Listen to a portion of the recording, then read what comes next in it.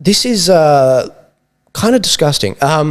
It's this ad which was in one country. I can't remember which country it was. And it was basically which said, the most loving gift you can give your first child is to not have another. That's a little bit sinister, I think you'd agree. I'm not a fan of this kind of advertising, and if I was, I'd probably be a killer. I don't like this. This was put out by oneplanetonechild.org. This is disgusting. I mean, we should be encouraging people to have kids, to be prosperous, and to have joy. What is this, communist China, one-child policy? It's ridiculous. In the more entertaining news, we had a situation where there was a quarantine exercise, and basically the people were sort of ushered in and out of the building with plastic bags over their heads, which is hilarious because, you know, we joke about how many masks you have, and then the best used mask is actually putting a plastic bag over your head, and that's 100% effective. And then we actually see it. Like, satire is real life. The Babylon Bee is here. It's absolutely entertaining. In other news, in America, so much for defund the police. Minneapolis to spend $6.4 million recruiting more officers following the sharp rise in crime, and up to 200 cops quitting after the George Floyd riots and the $8 million budget cuts. I mean, this is what you get, guys. Often the divide that I say, the divide between the mainstream and what's happening here, is that progressives don't see the long-term impacts of their actions. They need to listen to older people more so they can actually see the long-term impacts of it. I used to be progressive, and that's how I got out of it. I saw that their policies, they felt good at the time, but they don't necessarily do good. And this is sort of what we're starting to see. 2020 saw an unprecedented spike in murders in major US cities. And these are places where the police departments are defunded. In fact, there are over 200, I think, counties where the police were defunded, or some crazy number like that, or 2,000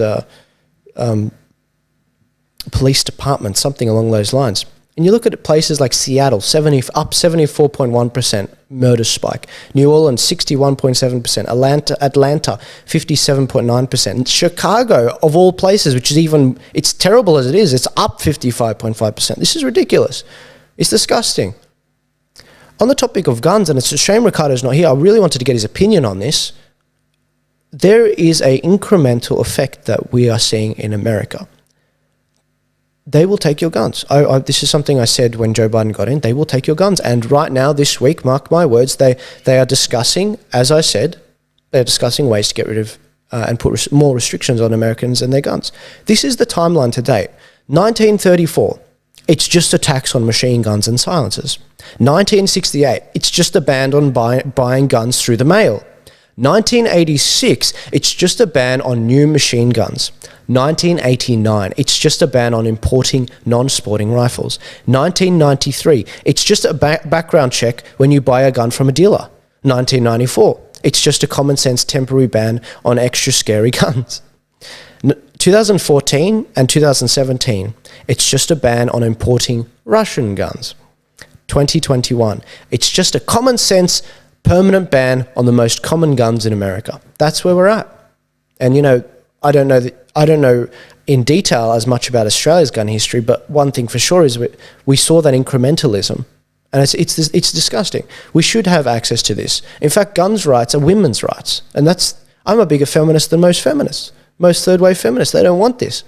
I do, because I want people like my sisters to be able to walk safely at night in certain suburbs. Here's another hilarious story, and this isn't satire. This isn't the Babylon Bee. Oregon promotes a program focused on dismantling racism in mathematics. Says finding the right answer a sign of white supremacy. My brother studies actuarial studies, and this is interesting. This is hilarious. Where it's literally 2 + 2 = 5. The reference from 1984. It's disgusting. Like, you're gonna collapse bridges if you keep pushing this crap. It's ridiculous. This is a story that ties in really well with what's happening with Dan Andrews. Andrew Cuomo's aide admits that New York hid COVID-19 nursing home deaths to avoid federal investigation. This is disgusting. Before this came out, there were at least 6,000 deaths where they admitted were due to the decisions of the Cuomo administration. The health department there and Cuomo's decisions actually said those with COVID from nursing homes should go back into the nursing homes. And that led to 6,000 more deaths. That's disgusting. Now numbers are coming out that it's probably maybe even higher. Some people have said it's been 11,000 for a few months now, actually. This is troubling. This is not good. And Dan Andrews is also going through a number of, there's a number of irregularities we're seeing, and it's very, very, very troubling. This is hilarious. The Daily Wire reports that Kamala Harris is taking calls with foreign leaders on behalf of Biden. Meanwhile, Joe Biden is on Valentine's Day. He's just playing Mario Kart with his granddaughter. It's like, what's going on? What's going on here? It's sort of a running joke that Joe Biden's got to get a taste test for stuff. I really think they've got to be careful. They have to be careful. This is a clip. And by the way, before I continue, for those of you watching on the live stream, you will notice that on this panel over here on the far side, you can actually ask questions and support the show. If you write some super chats, it really helps to support the show. If you want to support on an ongoing basis, please go and subscribe to my Subscribe Star. It goes a huge way. It allows the show to continue, and it's greatly, greatly appreciated. It really helps me do what I do. I'm currently working on buying some cameras. Unfortunately, the cameras I was looking at, the 2 cameras, are out of stock. I can't get them until June, so I'm forced to actually get more expensive ones because I want to do these lives a lot more so you can get multiple angles. And unfortunately, those are like $4,000 a pop, which is ridiculous. I've saved $6,000. I'm saving more money from you guys, but I just wanted to be absolutely transparent with you guys on that point. Your support goes a very, very long way. Thank you very much for those helping so far. And I'm trying to give back as much as I can. So this is a discussion from Joe Biden, basically talking about China. Now, you guys can hear this video, which is excellent. It's very troubling. To my friend Drew Pavlo, I'm sorry that this is how you had to learn this, but this is what Joe Biden actually believes. You know, Chinese leaders, if you know anything about Chinese history, it has always been the time when China has been victimized by the outer world is when they haven't been unified at home. So the central, vastly overstated, the central principle of Xi Jinping is that there must be a united, tightly controlled China. And he uses his rationale for the things he does based on that.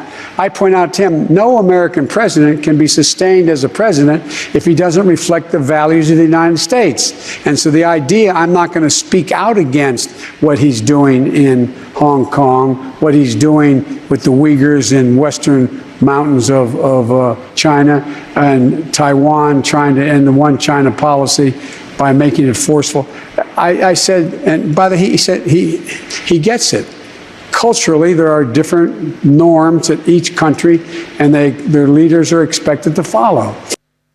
That's astounding. Did you guys get that? What he's basically saying is America has their values. China has their values. Part of America's values may not be compatible with China's values. Therefore, I have no right to tell the Chinese leader on this 2-hour call he had with Xi Jinping recently, I have no right to tell him how to run his own culture. And so he's basically saying the Uyghurs are on their own. This is totally fine. This is normal. And it's disgusting. I tried to warn you, Drew. I really did. I wish Trump did more on this topic. I wish he got another 4 years starting now so that he could actually address this even more. Maybe he was waiting so that he could actually get elected first. But unfortunately, we're in a situation where now Joe Biden is in this situation and he's not going to do anything. I'm sorry, man. I really am. I really am sorry. I wish this wasn't the case. The Uyghurs, all over 1 million of them are being sterilized. They're being, I can't even say the words. There's forced insemination.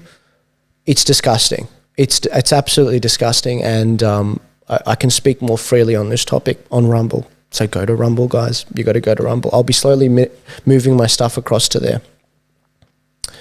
So